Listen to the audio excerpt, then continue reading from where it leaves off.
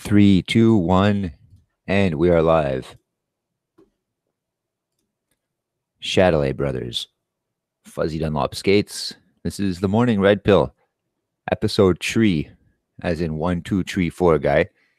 And I'm Fuzzy Dunlop Skates. You should follow me on Instagram. You really should. You should have Instagram. It's not like Tumblr. Hey, how's it going, Forestero? What's up, Terra Marine? No, it's not like Tumblr. It's just a place to share pictures. Like, I'll give you an example. Look, man, I don't like social media, especially with the fucking great YouTube purge going on. I really don't like it, especially Facebook. I really don't like the fact that they can track everything about you. And even worse, I really don't like the fact that everything they track about you is pretty much voluntary on your part. You know, everything you share on Facebook, you choose to share on Facebook. And I don't like that, despite the fact that we know this, those of us that are still quote unquote jacked in still keep sharing on Facebook. And even before this, I had a lot of frustrations with Facebook, that date back to, I don't know, almost 10 years ago, let's say, when I thought of everything that it could be. And then I tried to make it those things that I wanted it to be. And then I found out it was something else. And, I'm guilty of this too, perhaps not to the same exact degree of the people that I have beef with. But what I found Facebook did for me was just expose how fucking shallow everybody I knew was, even the people that I thought weren't shallow. And this was, a lot of people's first experience of having an opinion that differs with others. They'll voice it on Facebook before they'll voice it in real life. And they're going to get swarmed for it. And this is kind of their first taste of it. And if they defend their view, they might lose a couple of friends. They might gain one for the 10 that they lose on a public post. But ultimately, it turns into a witch hunt pretty quickly. And it really kind of frames the state of affairs in the way that it is. These are all the sheep, and you have to share the exact same opinion of the sheep. Now, I thought that I would be able to still, being slightly more intelligent than the average sheep, I thought that I'd still be able to walk with one foot among them and kind of capitalize on them. Yeah, I wasn't really able to do this. So that's why I titled this episode Breaking Away.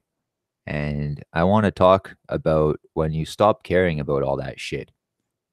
And I don't mean everything. I don't mean when you want to end your life, but I just mean when you stop caring about what people think about you or what people may think about you, or, you stop worrying about what could be a potentially negative outcome to a situation.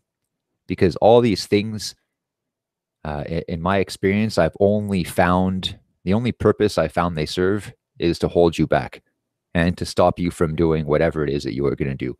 Now, I guess I've had this problem in the past to some degree. The best example probably, and again, it was never really an issue. I've gotten rejected plenty of times from women, but you could kind of equate this to fear of rejection with women.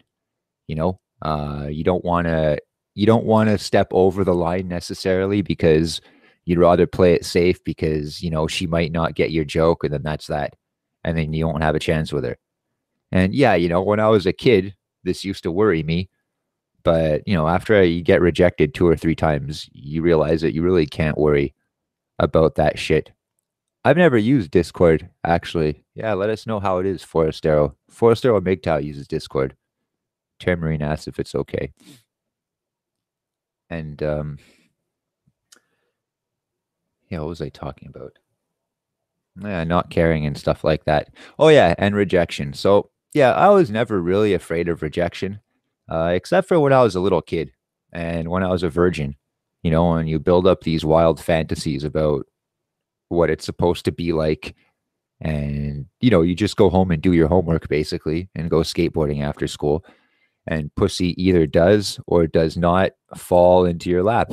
Hey, vanadium pentaoxide is here. What's up, bro? I'm good, man. Hope you're good too. So, yeah, you could equate it to fear of rejection. And yeah, I got over it pretty quickly.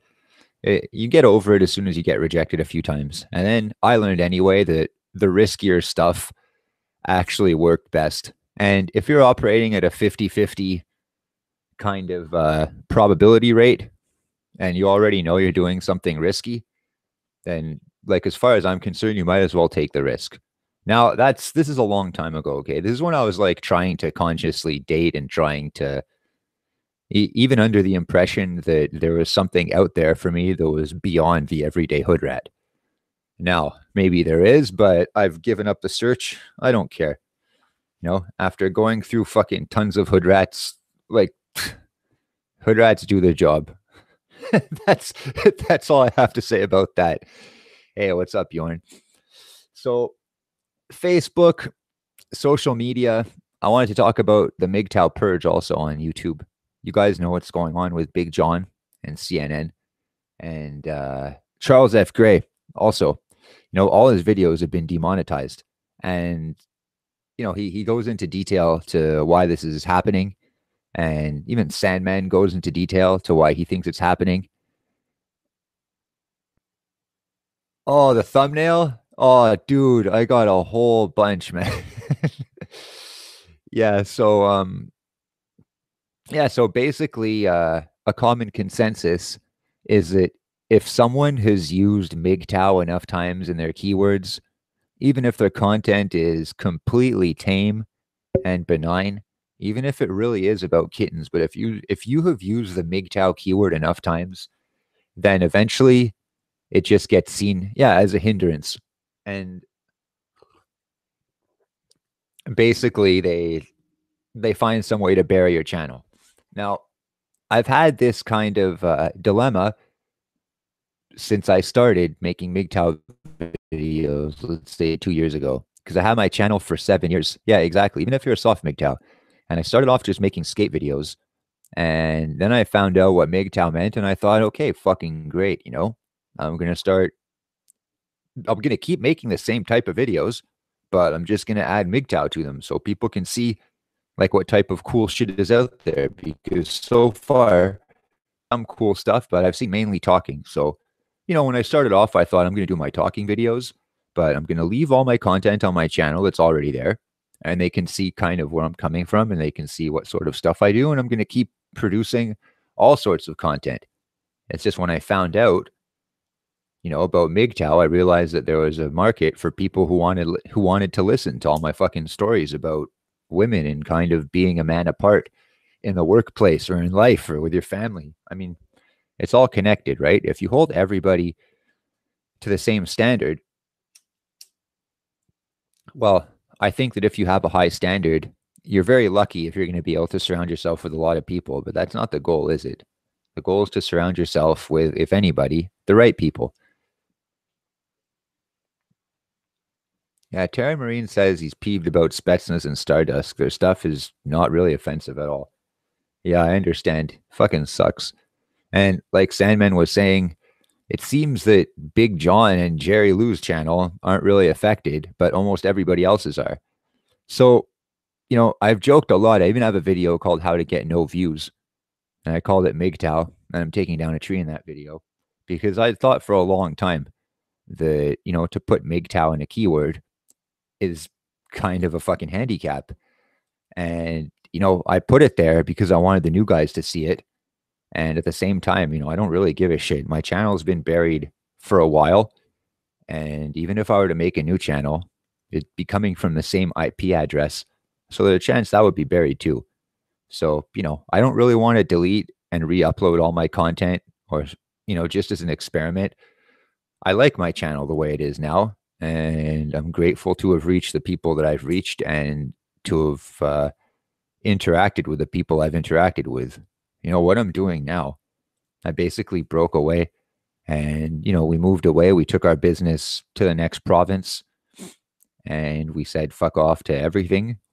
We trashed our old fucking apartment and like, it's fucking amazing, and our goal is to build everything, start from the ground up.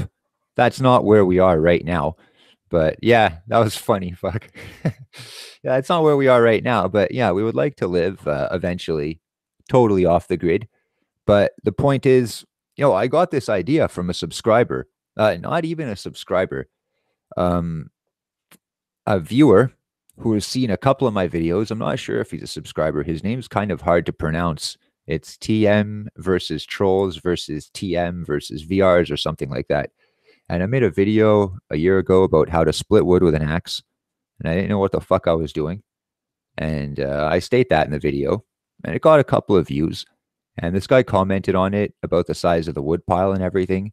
And he mentioned that he lived in Alaska for an entire winter and how much wood he needed. And it was really helpful. And after I read this guy's comment, a few weeks later, I discovered Alaska log cabins. And lo and behold, and I just fell in love with them. And this guy that had written that thoughtful comment about how to stack wood more efficiently, I checked his channel avatar and it was a picture of an Alaska log cabin. So this guy built his own fucking cabin and he lived in it.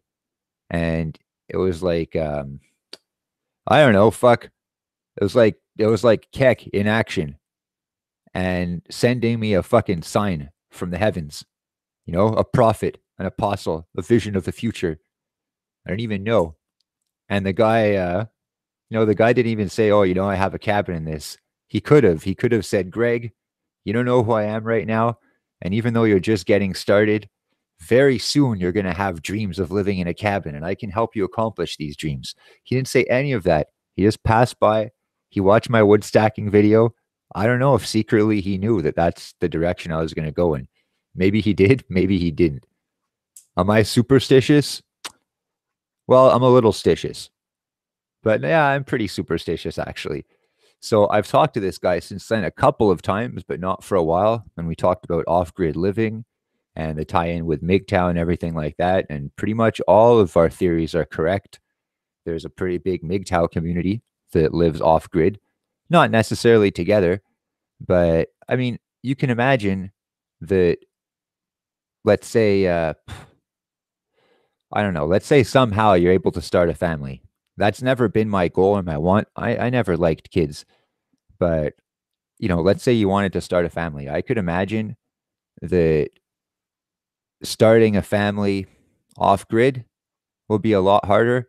But if you were to find a woman that would be willing to do something like that with you versus a woman that's willing to sit on her ass in the city on Tinder and just, would not bang, would not bang, would not bang. I don't drive a car because fucking men drive to my house to stick their dick in me and then it's on to the next one and on to the next one. Well, yeah. I saw that documentary, Terry Marine. There was a dude kind of did that back in the 60s, built a cabin and stayed there by himself. Forget the guy's name.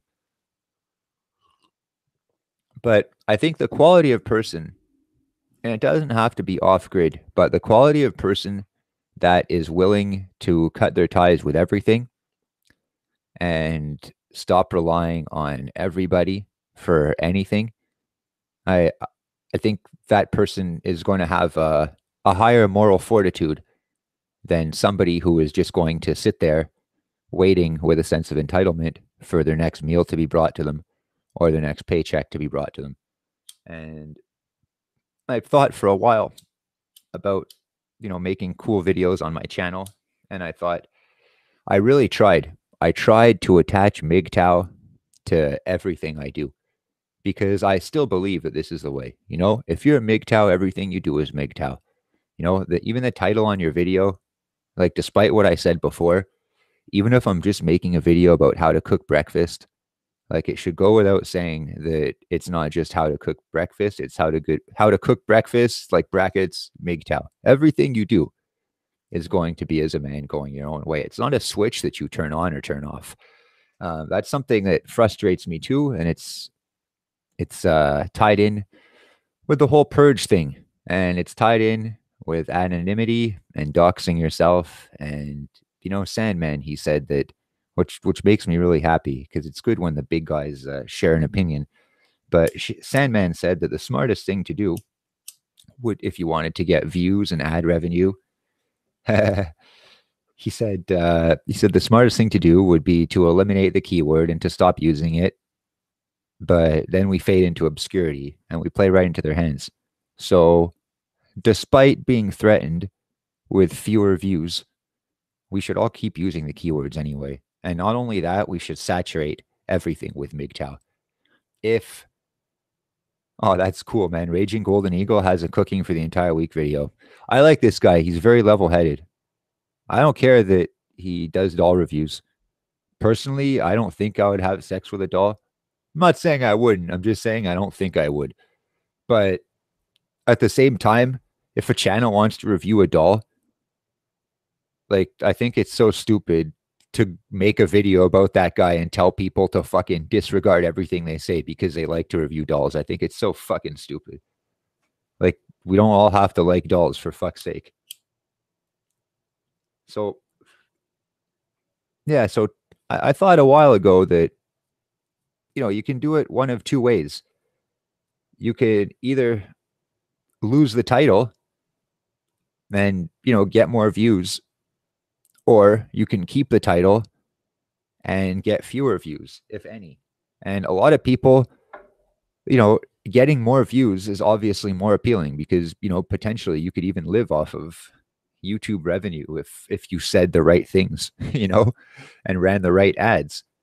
But and also, if you're going to have an opinion that varies, the fewer people that are willing to voice that opinion, the heavier the consequences are going to be for the few people that actually voice a fucking contradictory opinion. So, for example, a lot of people, they keep MGTOW private. They keep the fact that they're a MGTOW private for some reason. And like, I understand not talking about it, but if someone asks me a question about like relationships or about anything or about struggle, unless I really fucking hate the person, I mean, I'm going to want to help them. I'm going to want to answer them honestly to the best of my ability. And that's my experience that I found as a red-pilled man, that you can't help but spread the message of truth. Now, you don't have to fucking convert everybody every time, but this is me. Like, I am a flaming beacon of truth, if you will. And people stuck in the dark, they can see you burning from a mile away, and maybe you can help them. Hopefully you light them on fire too, and they don't need you anymore. They can light their own way.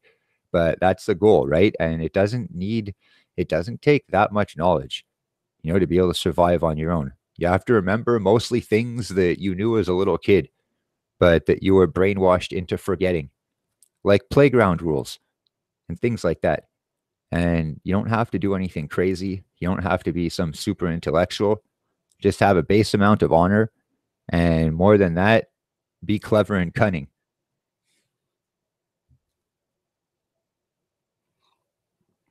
And don't trust anyone. Even the people that are your friends, even the people that work alongside you, recognize the fact that you're working alongside them because your needs overlap.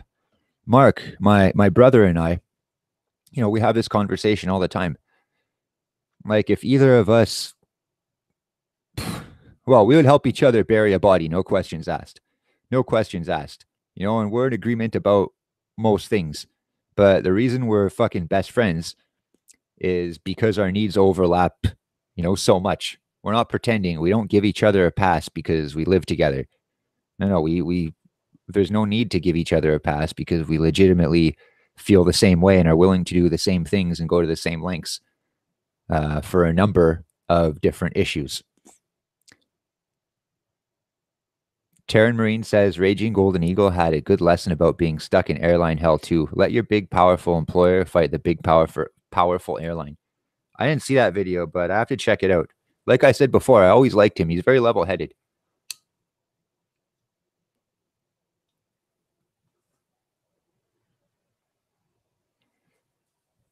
Now, I kind of touched on this the other day, but we're talking about working out. And a lot of people use the excuse that they have nowhere to work out. Okay? The worst excuse is no motivation. Look in the mirror. There's your motivation. Motivate yourself to get better. If you're already ripped, then Like, great, good for you. But if you're not, that's your motivation right there. But a lot of people, oh, oh, Forastero MGTOW, he's not even my real brother. We just call each other brother because it's easier that way.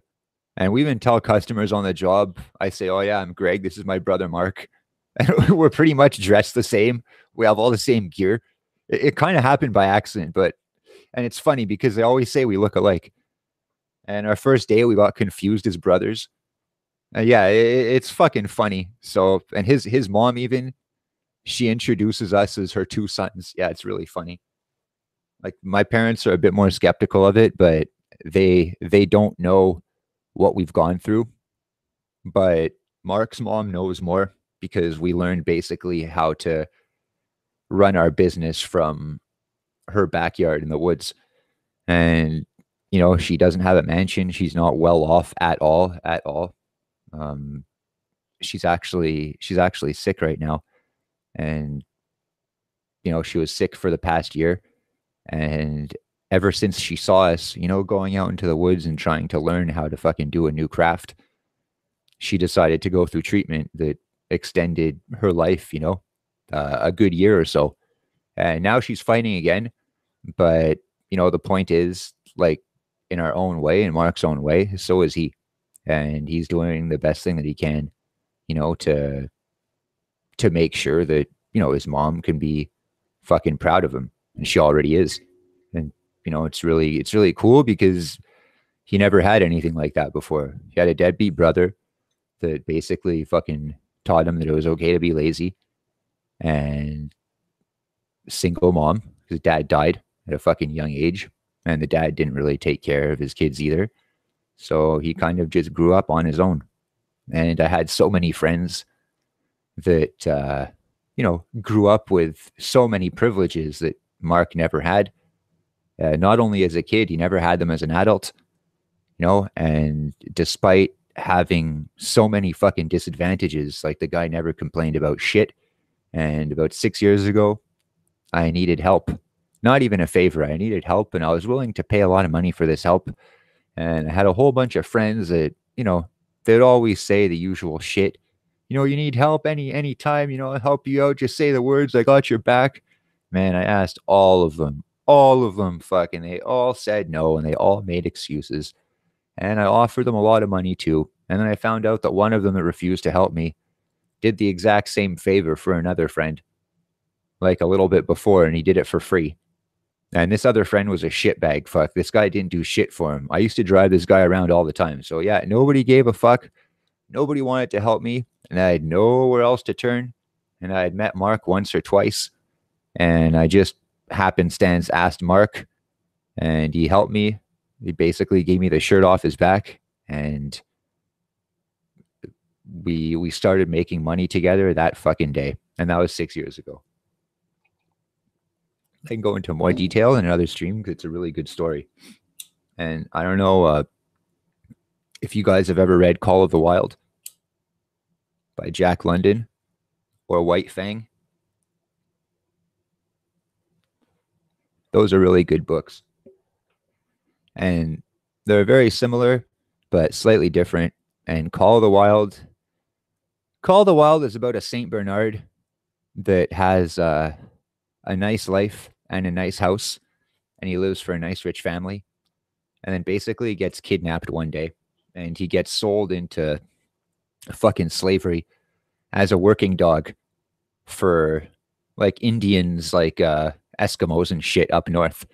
And he escapes, and he goes from being like a soft, fucking well-fed yet nice dog to really learning how to survive on his own. And the author tells you at the beginning of the book and the foreword that there are parts in the book that are going to be hard to take and that seem sad or depressing, but not to get discouraged. This is a tale of triumph and about self-ownership. And he doesn't have to write any of that. And that's a foreword, so And yeah, it's a great book. And it's exactly like what Mark and I have done. And it's not like I'm tooting my own horn, guys. Okay, I've said it a couple of times, but a lifetime of losing is the only reason that personally I'm able to succeed even a little bit right now. And I took everything I knew from getting fucked over from every fucking possible angle. And instead of, just hiding in a corner, I thought, okay, I know from experience that this is going to happen, this is going to happen, and this is going to happen, and this is going to happen. And I saw all these obstacles and I traced a path in between the obstacles. And it's a risky path, it's a dangerous path.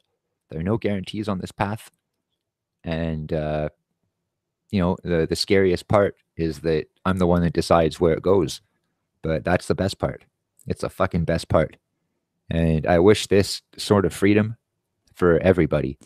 And, you really feel alive. You really, really feel alive. And at first, it can be scary.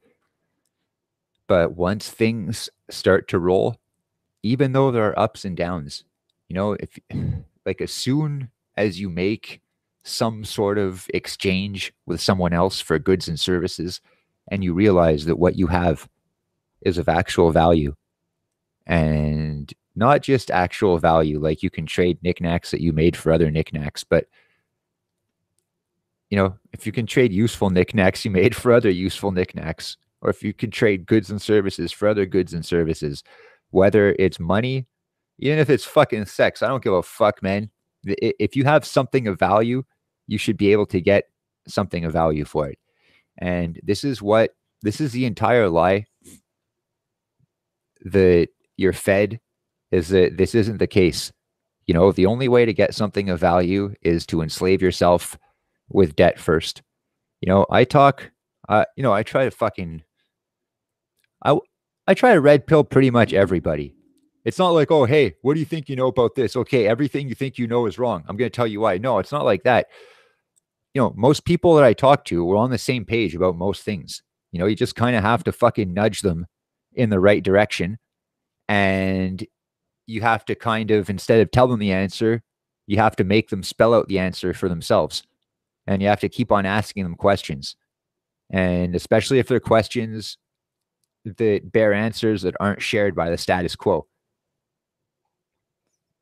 Like, you can ask most people, no, I'm not even gonna get on with Me Too. And that's a whole fucking can of worms. But a lot of people think it's not fucking fair, that you're guilty until fucking proven innocent, especially in countries where you're supposed to be innocent until fucking proven guilty.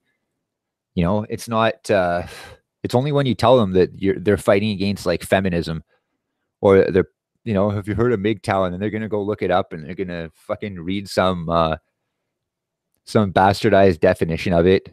And anyway, so like, I think that Sandman's right in the sense that MGTOW, the keywords and the title, they should saturate everything. And instead of being one type of video that's just gripes about women, I think pretty much every MGTOW should make videos about absolutely everything, and they should all call it MGTOW, even if it has nothing to do with MGTOW. That's the way I think. I think the keyword needs to be fucking everywhere. And yeah, at first, I know it's scary, because if you're the first one to voice a differing opinion, you're going to get slapped on the wrist. But they can't censor everybody. They can't. And I know a lot of people are scared, but trust me, man, it's way better when you jump. It's way better when you jump. And as for being worried about like my channel, I'll give you an example. Like when I started making tree cutting videos, it was tempting to put it on. It was tempting to start a new channel, a clean slate, and just see what kind of views it would get, or what kind of attention it would get, without all the baggage of my other channel. Because I don't think that if I have, I just hit 300 subs, by the way. So thank you all for being here before I forget. But, if I have few subscribers, like I do now, I don't have very many, considering that I've been making videos for almost 7 years. And I make videos, I find, consistently enough. But if you're a small channel and you think that for some reason something is keeping your subscriber count down. I mean, it may be an algorithm, but I think that in my case, it's more because of things that I've said. And I think that people will subscribe on a whim because somebody might tell them to subscribe, and or they might watch one video and they might like it, so they'll subscribe quickly, and they'll watch a few other videos and they'll go back, and then they're going to not like something that I said, and then they're going to want to disavow everything that I said, so they unsub, and then they fucking hate me after. So I think that's why I don't have that many subs. But I would like to pat myself on the back and say, oh, it's just the algorithm. But it's strange because even on videos, MGTOW videos is not so bad because a lot of the producers were quite friendly with each other. Not all of them, but the ones that I follow anyway, we know who each other are. And if either of us leaves a comment on a video, most of the time it'll get a response. But it's strange because if I comment on another video, whether it's a fucking skate video or a video about fucking politics or puppies or anything, even if all the comments on that video have like 1,000 likes or 2,000 likes, even if I just say the exact same thing about the other comments, usually people will pass over what I say. And I don't know why. I don't know. I don't know if the comments are made invisible, like by YouTube, or if people just don't like what I say, even though I'm saying exactly what everyone else is saying, or like if they agree with what I have to say, but before clicking like, they check out my channel and then they say, "Oh, I don't like this channel. I'm not going to like his comment." But I think I might be getting a bit too neurotic in assuming that everybody does that. But I know that a lot of people do it. And fun fact, when I started making MGTOW videos 2 years ago, there's a group of people I'm not going to mention. They're fucking fags, though. And they would fucking go around and they would look at people's subscription list. And then they would say, "Oh, this guy subscribes to such and such. Therefore, like anyone that subscribes to him like is an idiot, and I'm going to keep an eye on all your subscriptions, and if you subscribe to any channels that I don't like, then I'm on to you." Like, I think that's the gayest shit you can do. I think that's so fucking gay. Like, fuck, man. So I agree that the MGTOW acronym should be more places, and that's why I mentioned Instagram. I think it's kind of sad because from 16 to 30, I've done a lot of stuff. I've lived in a lot of different places. I've done a lot of cool things. And there's very little documentation of any of it. And this is kind of like right before the digital age, I guess, right before smartphones and stuff like that. But there are still cameras. All my friends who have practically done fucking nothing, they have, lots of pictures of what they've done, even if all they've done is vacationed. And there's even some footage, but for all the skate parks I've been to, for all the fucking places I lived, for all the situations that I barely survived through the skin of my teeth and lived to tell about, I'm disappointed that the only documentation I have of all those stories are in my head. Now, it's fine because I have no shortage of stories to tell on the internet, and I'm happy to tell fucking stories all the time. But a video is also really cool. It's nice to not have to fucking talk so much also, and to show you guys what happened and let you draw all your own conclusions. Because I could tell you, that I was high up in a tree and blah, blah, blah, this and that. But, when I show you the footage with the GoPro, especially through the first person perspective, I think that, me telling the story doesn't really do it justice.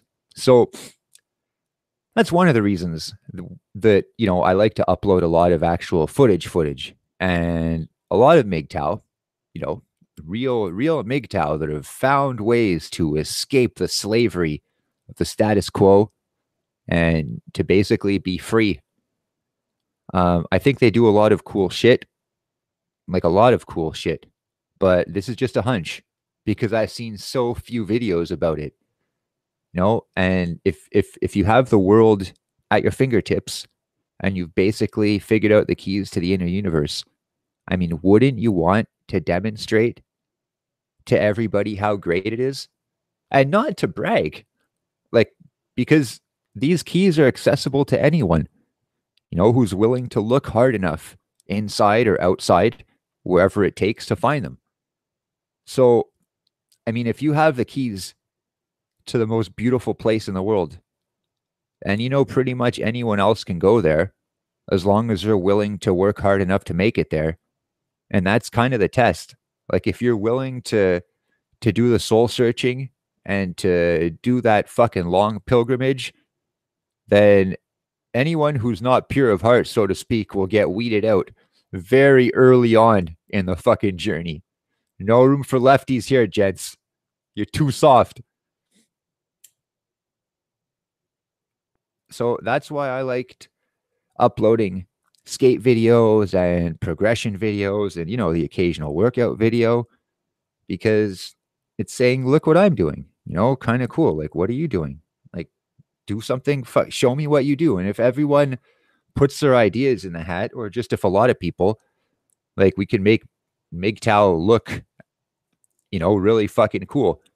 And, I've said this a couple of times, but when I started making videos, I thought there'd be a lot more channels like mine, but better, skateboarding and mountain climbing and fucking doing all sorts of cool shit, and for the most part, it's just people that claim to know the truth and then claim to be so important and claim that reality is just so dangerous that the only thing they can do is hide in the corner and keep pontificating about, only they know what to do and society will never change. Forastero MGTOW, show your path. Exactly.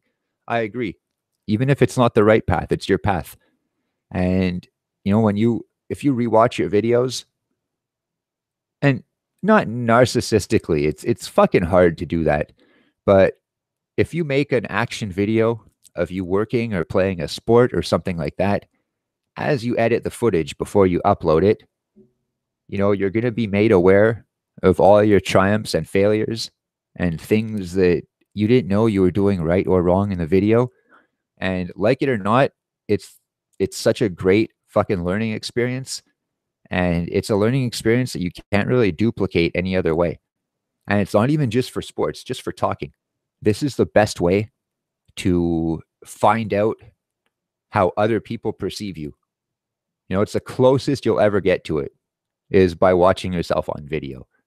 That's the closest you'll ever get to seeing yourself through the eyes of someone else. And yeah, it's not the exact same, I know, but it speaks volumes about you. And on every level, I've said it in the past, but I used to have really bad posture. And I realized that through my fucking videos. And through my videos, I managed to fucking, correct my posture, or at least start to correct my posture. So that's one solid example right there. We don't have to be talking about the metaphysical here. But I think a lot of people, they're afraid to show their path. Like you said, Forastero. I like your name, by the way. That means outsider in Spanish, right? And I think even more people that don't show their path, it's because they have no path. If you don't want to make videos, that's fine, man. Making videos isn't for everybody. Talking isn't for everybody. Putting your ideas out for strangers, like, it's not for everybody. But a lot of people like to interact, and they like to comment and they like to chill in the chat. Like, that's fucking cool too. Like, man, that's why we're all here.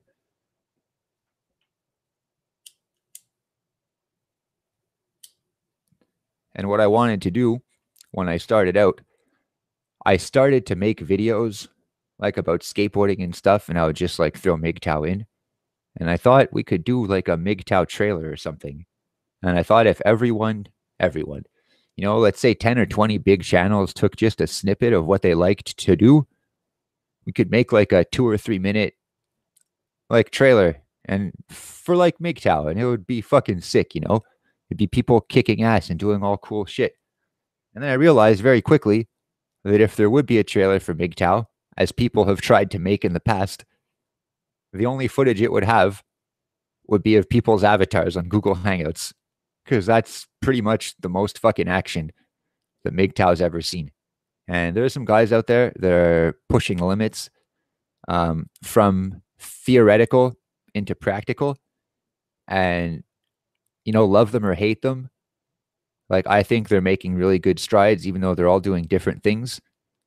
But we got Howard Dare has been a favorite of mine for a while, and I really like Howard. Howard's a really fucking cool guy, and every time I've ever spoken to him, like, he's been really friendly to me, and he's always told people to subscribe. And there's no reason for him to do this. He has a huge channel, and he gives, as long as you're not a fucking douchebag, he gives most people the fucking time of day. So I really fucking appreciate it, and it really helped me like grow my channel actually. And Charles F. Gray is another fucking good one. Like, this guy knows so much, and he shares almost everything with us, and all his tips and tricks to save money and to make money and to find passive ways of income, even all his struggles and ups and downs, he shares them all with you. Same thing with Darren from MGTOW is the only way to live. He doesn't have a how-to channel, and he'll be the first one to admit that a lot of the time he doesn't even have an idea for his content. He'll just turn the camera on and start talking. But we see Darren's ups and downs, and we can relate to his ups and downs. And Darren is like the fucking hero in a movie that you root for, and you really don't want him to relapse. And when he relapses, you shake your head and you're like, yo, I believed in you. Get up. And he usually does get up. He's kind of like fucking Rocky. And yeah, I've fucking chilled with Darren before. He's a fucking cool guy, man. And I've known him, we haven't stayed in contact the whole time, but I've known him since I was a little kid, since I was 14. So for 22 years. And Monk Music's really cool too. He just doxed himself about a week ago, and he made videos about exclusively music for the past 2 years because he wanted to keep his channel tame and not get in trouble. Then he realized that, the MGTOW acronym, it's basically a way to get buried. And if you're going to be out there, especially since we're right and life is too short to worry about consequences, and let's fucking, or certain consequences, I should say. So let's fucking give them hell. We're right after all. So yeah, this is me. I'm Greg Bertabe. This is my face. This is my opinion. And this is where I you don't have to say this is where I live, come to my house, but people in your neighborhood know where you live. Not everybody, but some people. And you're not going to get along with everyone in your neighborhood.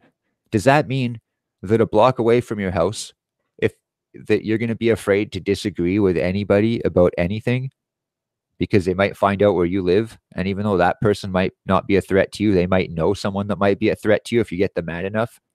I mean, sure, that's possible, but you can't think like that. And people did not think like that before the internet came out. It's like, man, everything I'll say on the internet, I'll say in real life. I'm not hiding behind a persona. This is me. Actually, real life is probably worse. And I say almost nothing constructive in real life. That's why I try so hard online.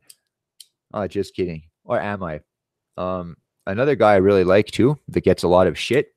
I like Chris Cantu, because Chris streams quite often, and he's gone through a hell of a change, and he's trying to help others make money in the same way that he's making money.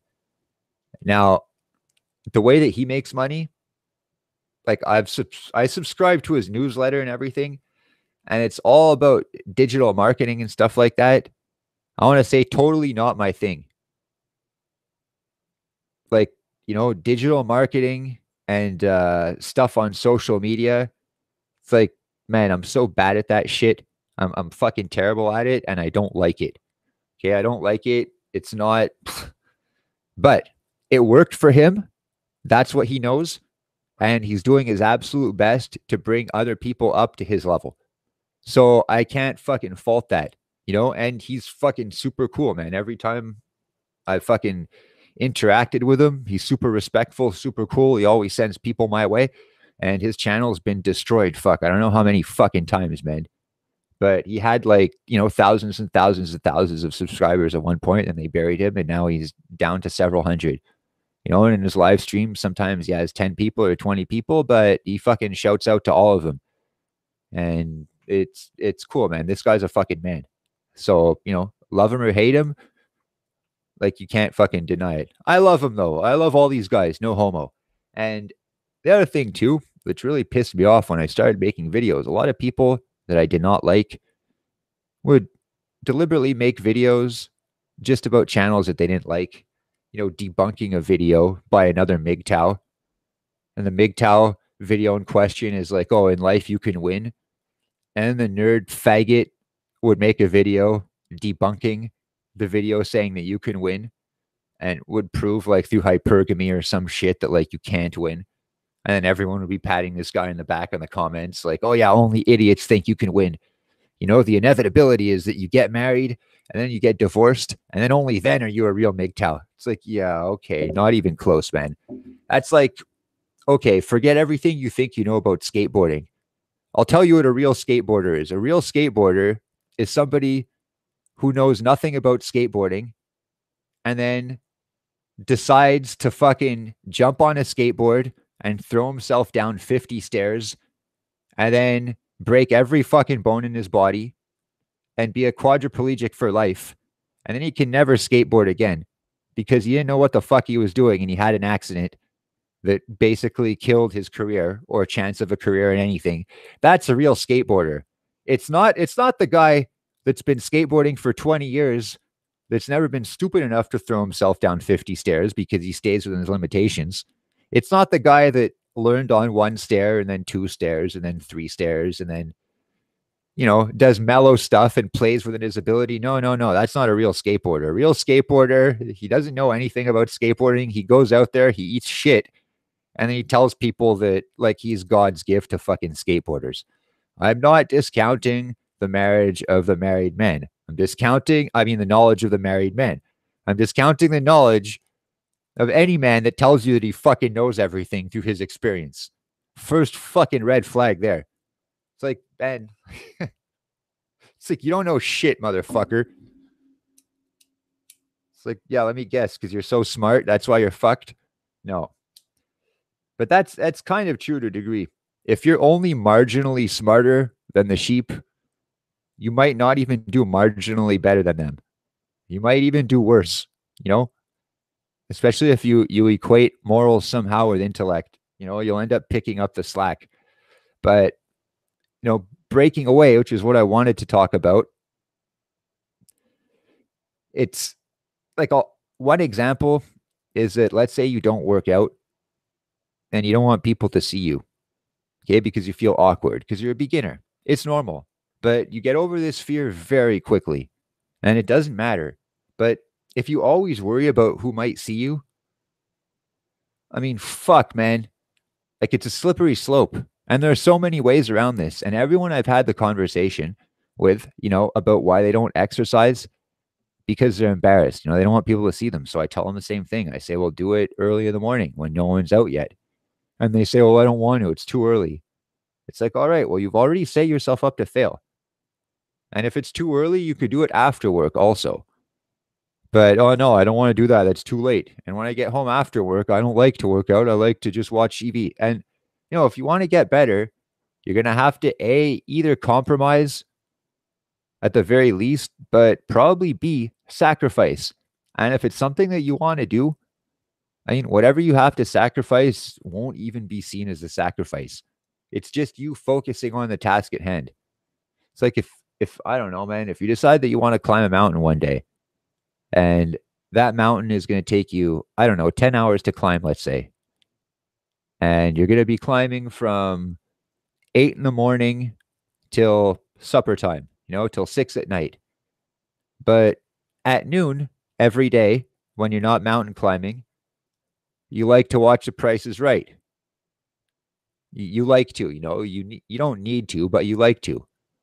Well, the day that you climb the mountain, like, you're not going to be thinking, oh, I gave up The Price is Right for this. Like, if you're thinking of that for 10 hours, you're a fucking idiot. It shouldn't even be an issue. And now you can tape The Price is Right, or you can PVR it or fucking whatever. Is The Price is Right even still on TV? I don't know. It's the only show I could think of that was on in the day. And anyway, is Bob Barker still hosting it, or is it Jerry Springer now, or Drew Carey? I don't know, but yeah, it shouldn't. It's not a sacrifice, and if you're able to, you know, I'm not going to say throw away, but that's kind of what I want to say. Because when we moved from our last apartment, we left a lot of things behind. We left a lot of furniture behind. We left furniture behind because it wouldn't fit through the door. And we left other furniture behind that we just didn't want to fucking drag here. So, like, big deal, fuck. And people are going to say, this is a classic response. Oh, you're lucky because I have expensive furniture. I could never leave it behind. Okay, well, you're a fucking idiot. You're using a couch as a fucking excuse to keep you in a place that you don't want to stay. Might as well use a fucking ugly woman as an excuse. I was talking, I forget to whom. It was live though, a couple of months ago on another channel about the importance of freedom, and being able to do, whatever you want, at least on your free time. And so many people in the chat were griping, saying, "Oh yeah, easy for you to say without a wife and kids." Well, yeah. And the second thing, you have a wife and kids, and you're not allowed to do anything? Like, you're an idiot, fuck. What, like, you have to ask your wife to fucking go out? You have to ask your wife to go to the bathroom? What, you're not allowed to go camping if you have a wife and kids? Says who? Fuck, if I had a family, I would want to take them camping. I would love to do that shit. Or like go skiing or something. Isn't that what it's about?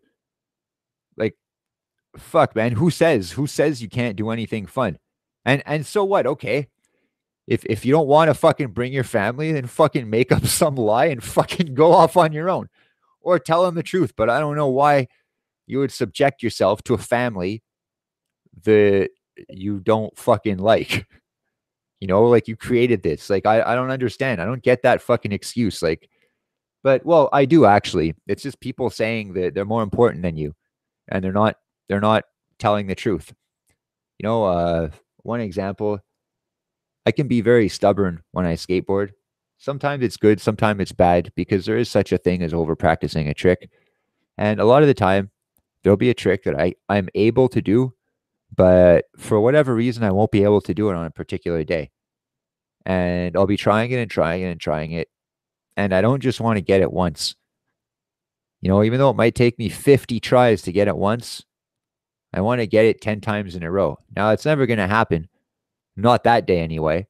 But, I kind of go into my own little bubble, and I even forget everything I think I know about doing the trick, and I change something every few tries. I change how I put one foot. I try a couple like that. I change how I put the other foot. I use the period of, let's say, failure as an experience or an opportunity to really figure out what I'm doing wrong. And if I struggle enough, like if I miss enough tries, and I'll bring out the video camera and I'll put the camera in the same place and I'll do the trick in front of the camera at the same place over and over and over again. And then I'll watch the footage after and I'll find out what I'm doing wrong right away. Now, sometimes, well, often, people watch you when you're doing this.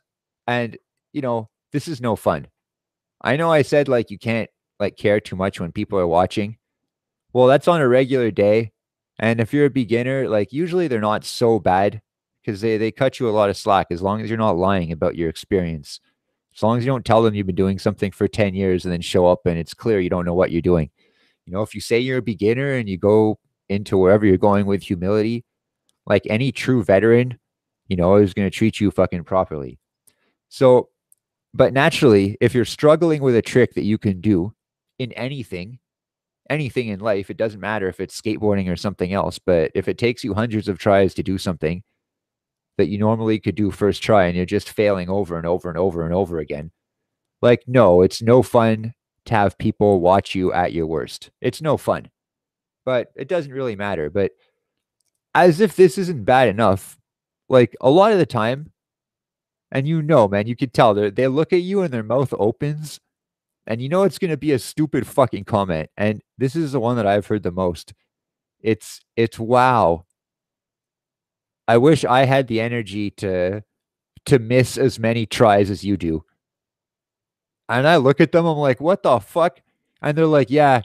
And they're like, usually if I can't get something in like 2 tries, I'll just quit. And they're like, but keep it up though. And it's like, yo, dude, shut the fuck up, man. Yo, 2 tries, fuck. Yo, nothing in my life ever took 2 tries. Fuck. Yo, do you break dance for Forestero? That's fucking sick, man. I always wanted to do that when I was younger.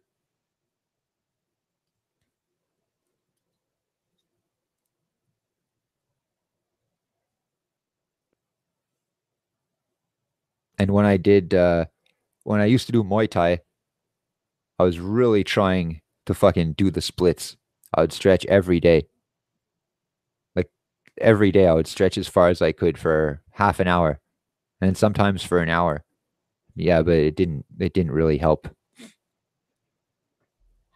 Yeah, I agree though in the comments that most people are fake. No, I never tried it. I had some friends that did that sort of thing. But, we had our own interests.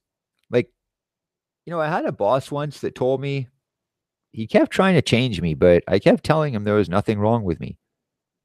And I worked in an office 10 years ago for one summer. And, the first day, the boss proved himself to be an idiot. And I have a philosophy wherein if I'm starting something out and I have no experience, naturally I'm going to try very hard to do a good job. And especially if I don't know the job, one of the things that I can control is how organized I am. So I'm going to keep my workspace really tidy and really clean. And, I'm going to await the next task. And I realized my first day at this job that my boss was an idiot.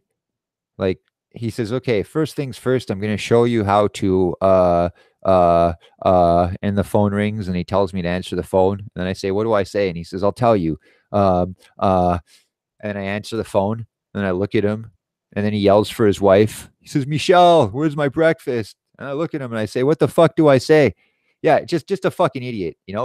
And I realized very quickly that I could teach myself and that I would have to teach myself to do this job like on my own because this guy would just be a hindrance. So about 15 minutes into the first day of work, I'm just like shaking my head to myself, thinking, like, what have I gotten myself into? So the guy just looks at me and he looks me up and down. And I said, what? So what the fuck are you looking at? And then this fucking big fat fucking bastard, he can't even walk. That's how fucking fat he is. Okay. And I was a ski instructor at the time. And I was working for him in the summer. So he's too fat to walk. So he just looks at me, my first day at work, looks at me up and down, and he says, breathing through his nose like fucking loud. I can't even imitate him, but just imagine it. So he says, he says, I can tell that you're very intimidated by me. So I look at him, I say, what? And he says, yeah. He says, you might have above average intelligence, but he says, technically I'm a genius, like meaning him. And he says, don't worry. He says, people are jealous of me all the time. And if you're intimidated today, he says, don't worry. You'll get used to me. He says, I'm just a strong male presence. And I was like, yo, dude, like, whatever, fuck. Like, is that what you think is happening? Fuck. This guy, man, once a week, I had to give this guy a serious dressing down about all the shit that he did wrong. This guy, man, he was 2 hours late to work every fucking day. And we worked in his own house. Like, yeah, he had converted his garage into an office. And like, he would tell me all the time because one of the reasons he got so fat, apparently, was because he used to do hang gliding before. And he had a fucking accident, but I think he was always fat. So he had a fucking accident in a hang glider and he like fucked up his knee or something and he got even fatter. But he would talk about hang gliding all the time like he was some sort of fucking professional, which he was not. And he would tell me every day, he's like, Greg, I'm going to take you up in a hang glider and it's going to change your life. And I said, why? Like flying above the air and shit like that, like a bird. He says, yeah. And I said, well, with respect, what did you do before you tried it?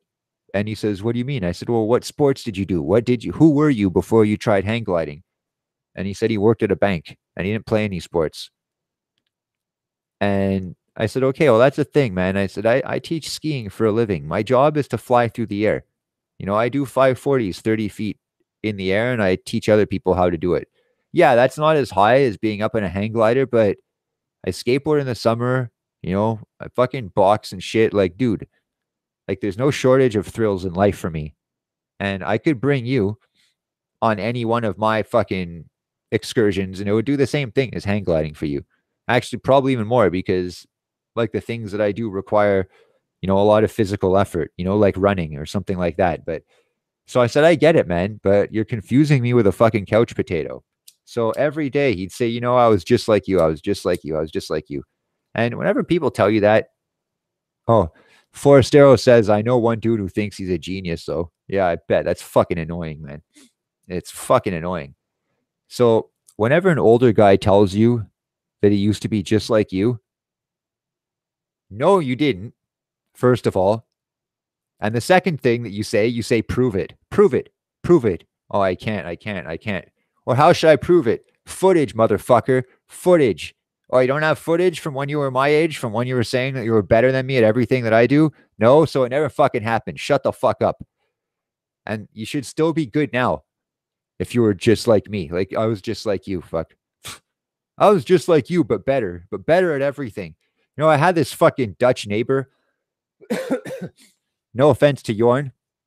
I know Jorn is Dutch.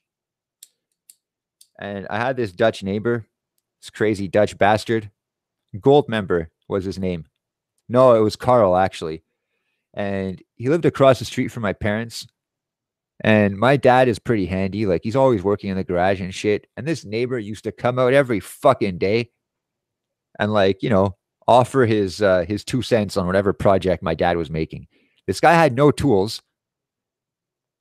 Oh, sweet. So this guy had no tools and he would come by every day and offer, his fucking 2 cents on, what my dad was doing wrong. Or when I was working on my car, he'd come up to me and say, oh, I used to do that, but where you're using like a lift, I used to use my hands. I was really strong. It's like, yo, dude, shut the fuck up. Get out of here, fuck. Get out of here. Fuck, man, my dad asked this guy to fucking borrow his wheelbarrow one day for like 5 minutes, and the guy said no. Yeah, he said no. After the guy had borrowed my dad's chainsaw and fucking wrecked the chain. Yeah, and my dad asked him to borrow his wheelbarrow. He says no. What a fucking cheap ass motherfucker. I don't lend tools ever, fuck. I just say people are gonna fuck it up. Nature Monk, I like your avatar. It's fucking cool. So I think I'm gonna stick with this format for a little bit. Definitely gonna be broadcasting every day this week, like I said I would. But I'm going to be doing this also, I think, every week. I think it's cool. I think to have a morning show is a good idea. And even if no one tunes in, like you guys are tuning in right now, it's cool. It's really cool to interact with you guys too, beyond in just the comments of the video. And we kind of have to wait until the next video comes out. Well, not really. I mean, you can have conversations in comments, but a lot of the time, man, I don't get the notification. But this is cool. I never fucked a hooker, but MGTOW is the only way to live has some videos about that. I think he's had sex with a hooker once.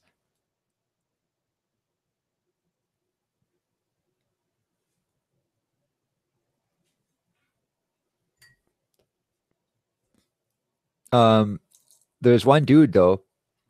I've been pretty friendly with him for the past year. A lot of guys they came to my channel. Oh yeah, the fucking borrower. Because I made a video about getting fired from my job. And this dude that was here a couple of times this week, JLord37, shout out to you, my man. He pitched the idea of doing in a call-in show. And I think in the morning anyway, that would be fucking cool. I wouldn't mind having guests on the live stream. I'd be totally fucking down to do that and shoot the shit. But I think a call-in option is cool also because you don't have to be at your computer to do it. If you could call in, from or people could call in from from work or from the car or from home while they're doing something else and sort of get used to what has now become the morning red pill. But Taryn Marine, isn't that unbelievable with cocaine Cletus? This guy, man, what a fucking piece of shit. For those of you guys that don't know, that aren't familiar with Darren from the channel MGTOW is the Only Way to Live, he rented a second apartment in which he set up his tattoo business. And his roommate in the second apartment, the previous tenant, is some fucking deadbeat crackhead. And this guy, man, this guy unbelievably manages to do something, sink lower. Yeah, cocaine Cletus. He is a huge cokehead. Borrows money off of Darren all the time. And he'll borrow like $30 on the premise of like, oh, if you lend me $30 now, then you won't have to pay me like $300 at the end of the month. Oh yeah, you saw that. Man, if you guys sub to Zia Sun's channel, he has very little content, which is unfortunate. He's a fucking funny guy, man. But he's got one video, it's called, I think, Cletus Beedman 2020. And the guy snapped a screenshot of the fucking cokehead reaching for money from Darren. And he like fucking he made a video of it, and it's just Darren there like holding his hand out. And there's a fucking crackhead fucking going to take change from his hand like a fucking bum. Yeah, this guy has no idea. Yeah, the whole okay, not all of YouTube, but yeah, a lot of us are fucking making fun of you right now.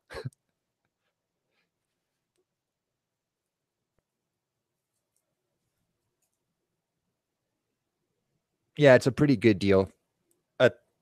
At the same time, like a lot of people are suspicious that it might end badly for Darren. He's aware also, but he says it's entertaining to him and that he wants to see how it unfolds. And I get that. I want to see how it unfolds also. And I'm not willing to take a crackhead into my house so I can live vicariously through Darren. We actually had, we didn't have crackheads live with us. It's a hell of a drug. We had some shitty roommates back in the day.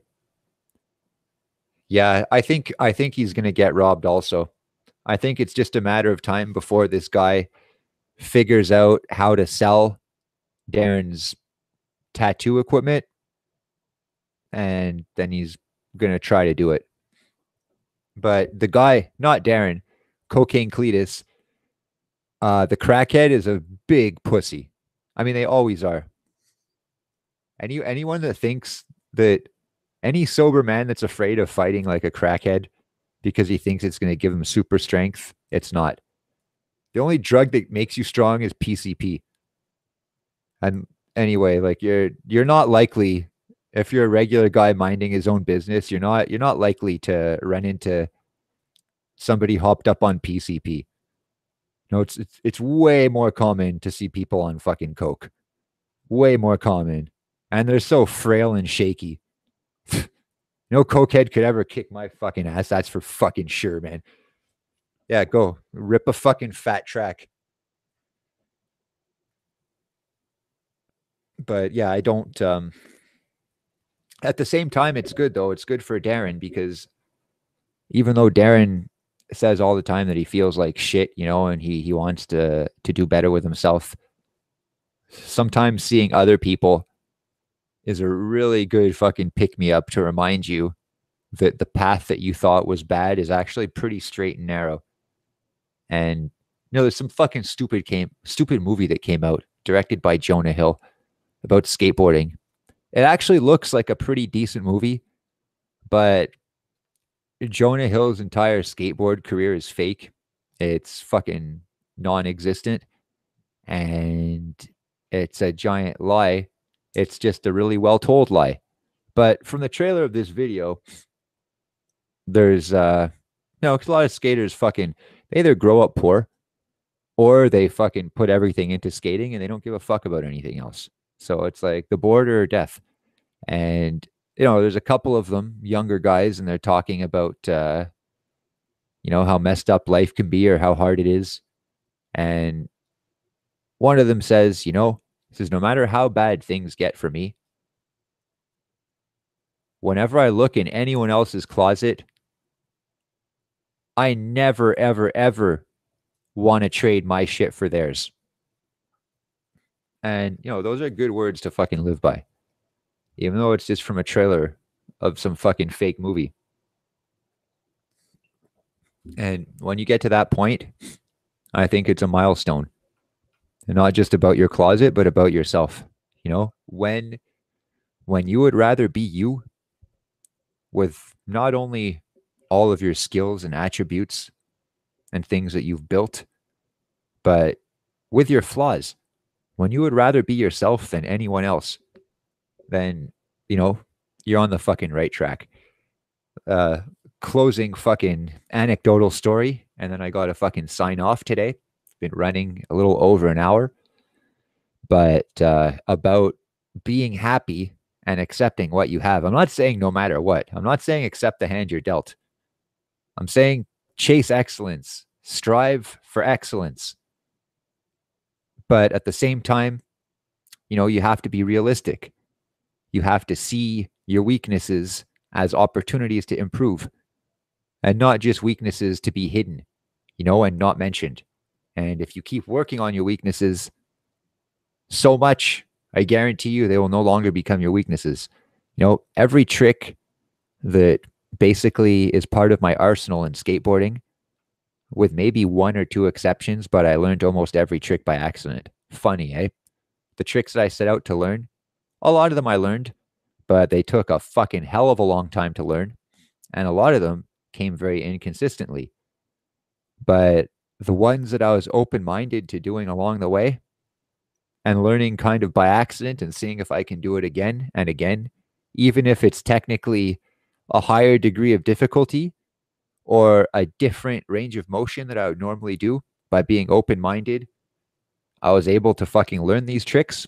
It's always like that. It sounds fucked up, but a lot of skateboarders will tell you the same thing. Like, keep an open mind because you never know what you're going to learn. And, work on your shortcomings to the point that they are no longer your shortcomings.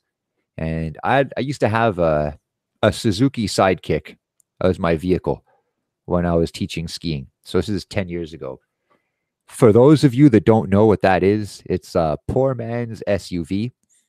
And the year of mine was 1993. So it's a 4-door SUV, 4-wheel drive. It's got pretty big wheels, but it's square. It's square as fuck, man. And it's got like pointy corners. It's like a box, and the seats go straight up. And it was cool, man. It was 5-speed manual. It had a 4-wheel drive stick. It made a lot of noise. It was fucking slow. The seats were not comfortable. They were hard. And I had the rolling tape deck with my iPod plugged in, like I think Taryn Marine was suggesting that I do. And I drove that thing for a few years. And yeah, even, man,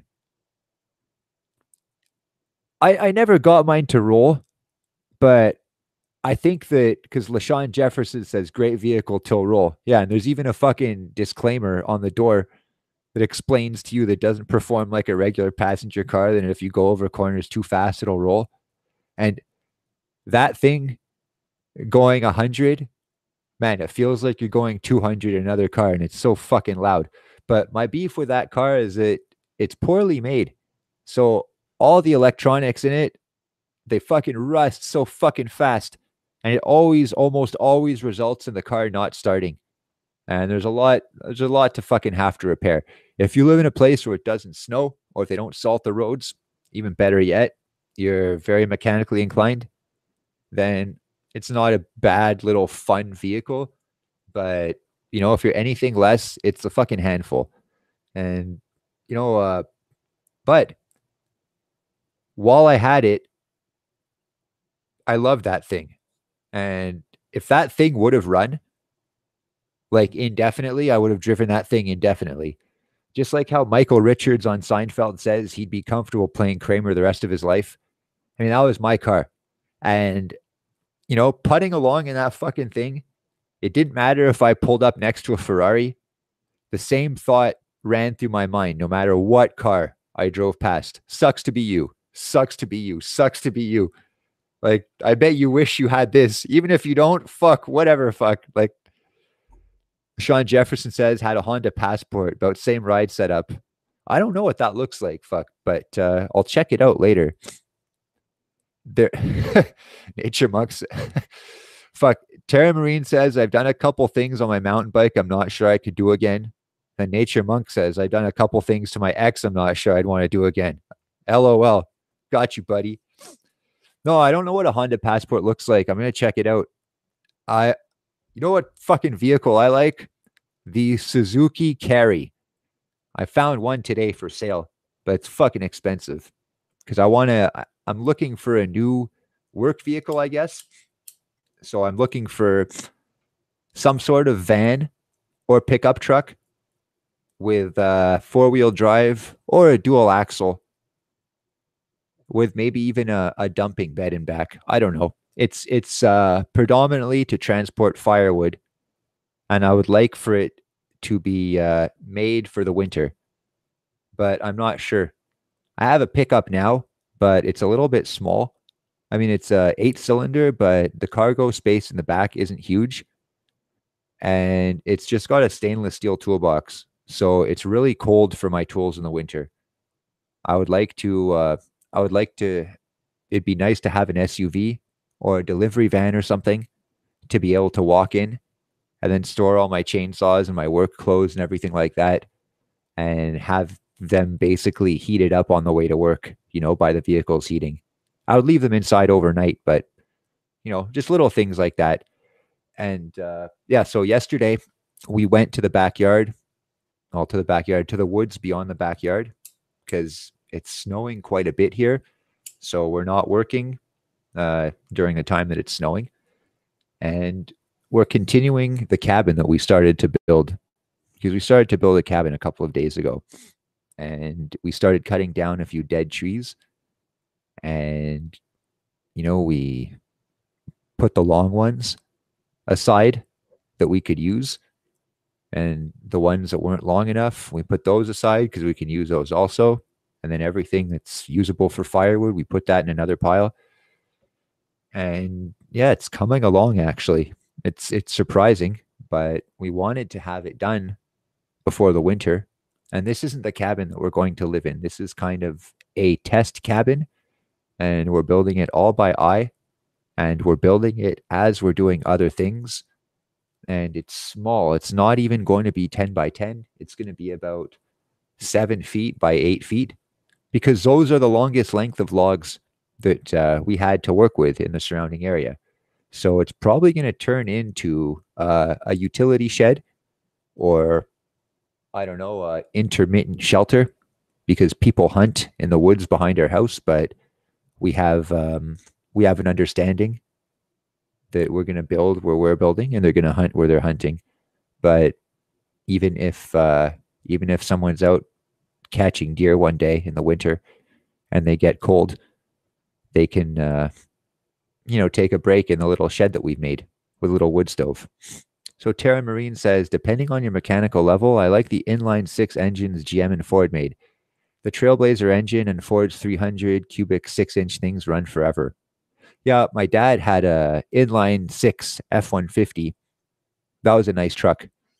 I don't know how, I don't know what the towing capacity is though on the inline 6. I need, I think, 7,000 pounds to be able to tow my trailer, like kind of like fully loaded. What I have now is 5,000 pounds, and it's it's a little on the low side. And I know most of the V8s, they tow 7, but that would be the main constraint.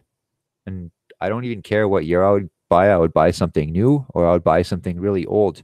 I'd buy an old like F350 or something like that, or one of the GM, like a 3x3 or something, if I could find one. So we'll see. I'm pretty open, and regardless of the vehicle I buy, oh yeah, diesel for sure. I'm down with diesel, bro. Like it's almost a necessity.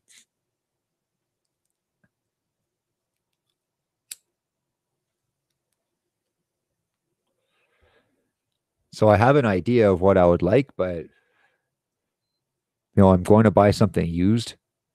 So if I search for a particular product used, it's going to be hard. But if I have a couple of different scenarios, because every vehicle I buy, I'm going to have to modify my work and my business a little bit to suit that vehicle.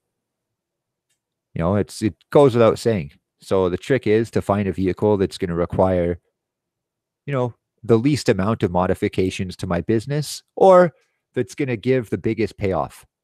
So like I said, it's 625 right here where I am. I imagine it's fairly, yeah, that's true too. Yeah, just for the torque and mileage consistency, diesel's worth it. And you can go, man, fuel economy is good too. And what was I going to say? And just the fact that they're made for work and they're made to run all day pretty much, 100% duty cycle, nonstop. It's like a professional grade two-stroke engine kind of, but for a work truck. I really like that. So today we're not working. We can work in the snow. We can work while it's snowing also. That's not such a big deal. But while it's snowing, what sucks about doing tree work is it's really easy to lose carabiners and shit in the snow. And even worse, it sucks to fucking drive. It really fucking sucks. It sucks to drive with a fucking trailer on slippery roads, especially full of fucking truckers on the highway that don't fucking give a fuck, or other people that don't give a fuck. And driving up a fucking hill with a fully loaded trailer, and you're building up speed, and then a car fucking swerves in front of you just to slam the brakes on and then takes off after. So the car forces you to slow down to fucking half speed. And then you have to fucking get your momentum back without slipping. And then everyone else is fucking trying to pass you. It sucks, man. It sucks. So in the winter anyway, we usually only go to work when the roads are dry enough for the fucking trailer and shit. And if we have a small job, then we'll go just with the pickup truck. And it'll take just enough tools to the job, and there's just enough room to take a few branches back. And that's that. So today, forecast is snow, just like yesterday. We're gonna go in the woods in back of our place and finish what we started with the cabin so far. So today we should be laying the floor on it and building the walls up to, they should be around 3 to 4 feet tall by the end of the day today. Yeah, I have brakes on the trailer too, but the guy that fucking sold it to me, he cut the cables. Well, cut the cables. He cut the brake line. So I have to repair them, but the brakes don't even work right now. Yeah, so that's another risk. Because when you stop, it pushes you forward, right? Yeah, so yeah, dangerous game. Better fix those sometime. So yeah, as I was saying before, we're gonna go work on the cabin today. And we looked at some ideas for simple homemade wood stoves, with and without welding. And yeah, we're gonna try some stuff out. Yeah, man. An old 4x4 military diesel truck would be sick, or like a Mercedes Unimog. The fucking six wheelers there. But no, a 4x4 diesel military truck would do the job. But anyway, I'm gonna stop it here. I want to thank all of you guys for fucking stopping by. I'm gonna be going live again, same time tomorrow morning and the morning after, 5 a.m. Eastern Standard Time.